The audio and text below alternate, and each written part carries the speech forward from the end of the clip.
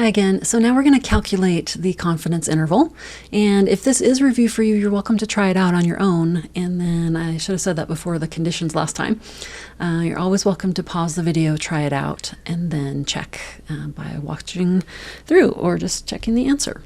Okay, so calculate the 95% confidence interval using z star equals 1.96. Okay, so I'll show you where this comes from in just a moment. But first I want to go over the formula part. So let's rewrite our formula. It starts with p hat plus or minus z star times the square root of p hat times q hat over n. Okay, so that's the formula from the last page. And now we're going to put in our p hat, which I need from the last page also. That was 0.4597. Okay, right, because it was just about 46. It was 46% in the article. Okay, 4597 plus or minus, we're going to go out 1.96 standard errors. 0.4597, so square root of our p hat again, and then 1 minus 0.4597, that's our q hat, all over n, which was 1453. Okay, so I could use my calculator for this just fine. I want to use Desmos for this one. And what I recommend is to do the margin of error first. Okay, so I'm going to start with the 1.96. And we want to put this whole thing in the calculator at one time, because we're going to get a bunch of decimals and we don't want to multiply and round, then divide and then round, and then take the square root and then round and then multiply. We get a bunch of round off error. So we're going to, that's why Desmos is so nice for this. We're going to do everything in one step. So let me go back to my internet here. Here's my Desmos Scientific calculator, and I'm going to put in 0.4597. Oh, sorry, that's not where I'm starting. I'm starting with 1.96 times the square root. You can use the mouse or you can type SQRT.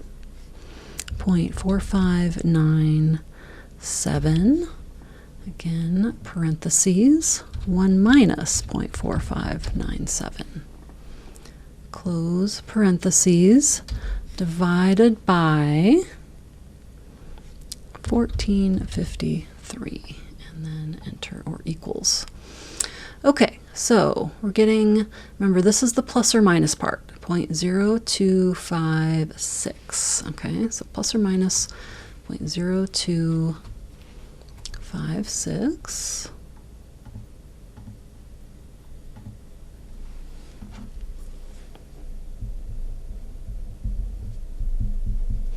That's the plus or minus part, and I'm going to bring down my 0.4597, okay?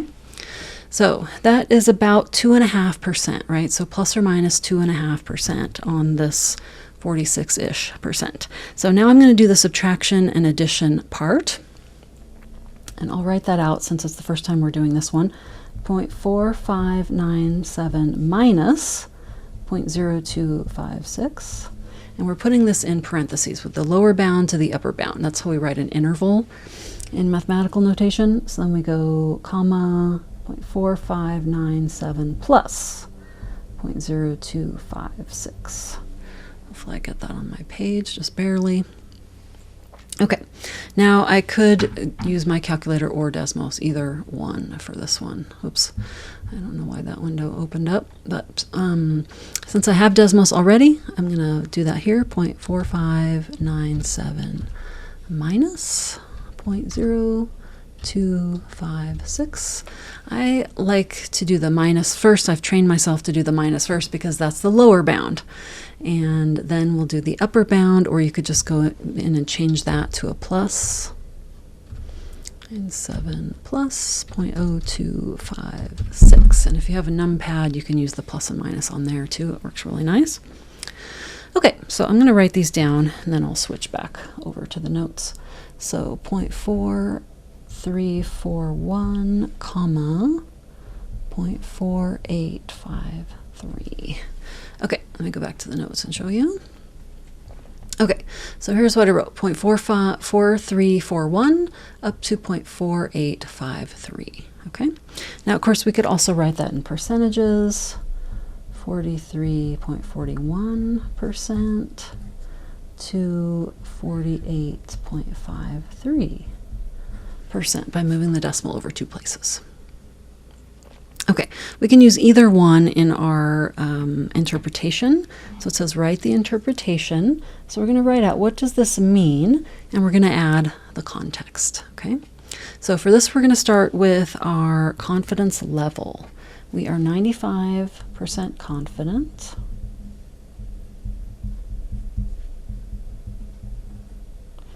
Whoops. To get my white out, so I have that handy. 95% confident that the true proportion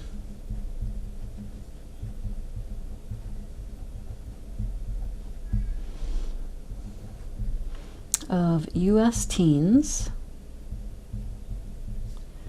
who support parental consent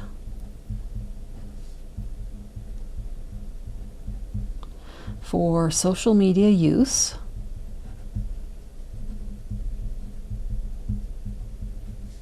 is between, now since I wrote proportion, I'm going to keep it in proportion form. I could have written true percentage, then I'd put it in percentage form, 0.4341 and 0.4853. Oops, I did not need that parenthesis there, so I'll get rid of that. I was looking at the confidence interval. Okay, so that's what we just found, right? We're 95% confident that the true proportion is captured by this interval. Okay, and of course, different confidence level will change that, so we'll talk about that.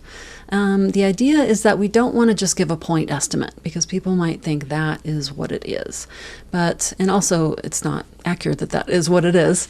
We want to show a range, and the width of that range is meaningful, right? Like this is about 2.5% on either side. Which, you know, gives you a certain precision of how precise is this estimate as well, okay? Okay, so what does this confidence interval represent? So we're kind of reviewing, what does this mean? Okay, so what we just got is the range of plausible values. That's what a confidence interval is. The range of plausible values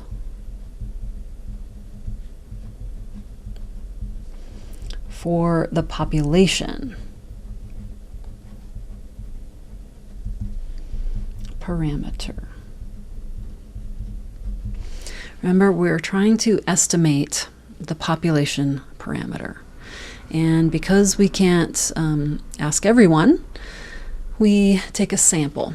And so from that sample, we're trying to infer back to our population. So that is when we give it the plus or minus, because we know what we got in our one sample, but we're trying to infer to the population, and knowing that we have sample to sample variation, that estimate has a plus or minus on it, okay?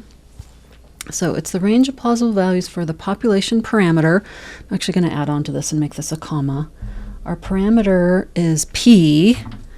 Oh my goodness, I'm using a lot of whiteout today. Our parameter is P based on our sample statistic, which is P hat. Okay, so we're trying to estimate P given what we found out from our sample is P hat. Okay, so essentially we are inferring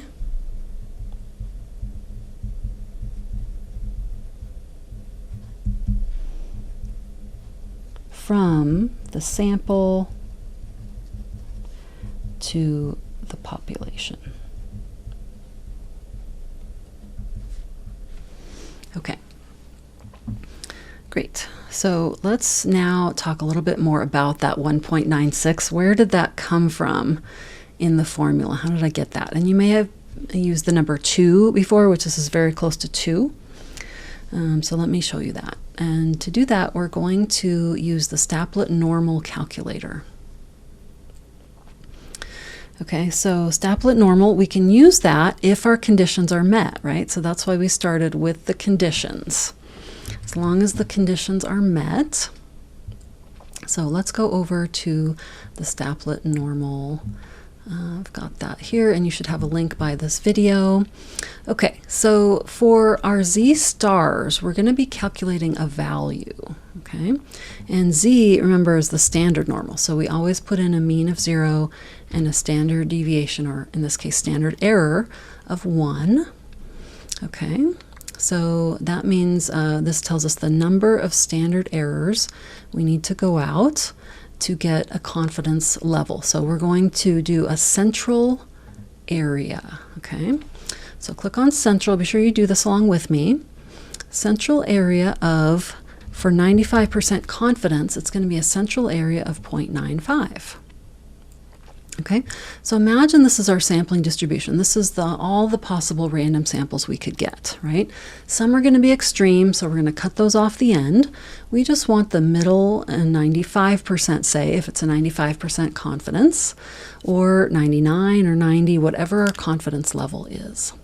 So in this case, we want the middle 95%, and that tells us, if I click on Show Labels, it's also written down here, I need to go out 1.96 standard errors to capture that middle 95%.